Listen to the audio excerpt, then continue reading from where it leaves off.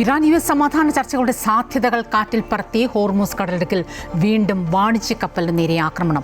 ഒന്നുകിൽ കരാറിലെത്തുക അല്ലെങ്കിൽ പൂർണ്ണമായും കീഴടങ്ങുക എന്ന US പ്രസിഡന്റ് അന്ത്യശാസനം മുഴക്കി 24 മണിക്കൂർ പിന്നിടും മുൻപാണ് ഒമാൻ തീരത്തിന് സമീപം ആക്രമണമുണ്ടായത്.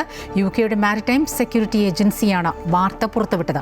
കരാറിലെത്താൻ ഇറാന് ലഭിക്കുന്ന അവസാന അവസരമാണ് ഇപ്പോൾ നടക്കുന്ന ചർച്ചകളെന്ന് തിങ്കളാഴ്ച ട്രംപ് വ്യക്തമാക്കിയെങ്കിലും അത്തരത്തിൽ ചർച്ചകൾ നടക്കുന്നില്ലെന്നാണ് ഇറാന്റെ വെളിപ്പെടുത്തൽ.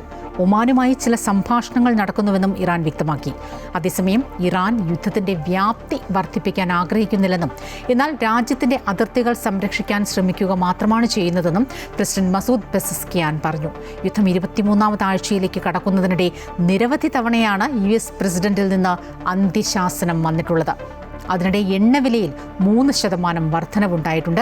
സമാധാന സമയത്ത് പ്രതിദിനം 100 കപ്പലുകൾ വരെ കടന്നുപോയിരുന്ന ഹോർമൂസ് കടലിടുക്കിലൂടെ 3 എണ്ണ ടാങ്കർ ഉൾപ്പെടെ 6 ടാങ്കറുകളാണ് 24 മണിക്കൂറിനിടെ കടന്നുപോയത്.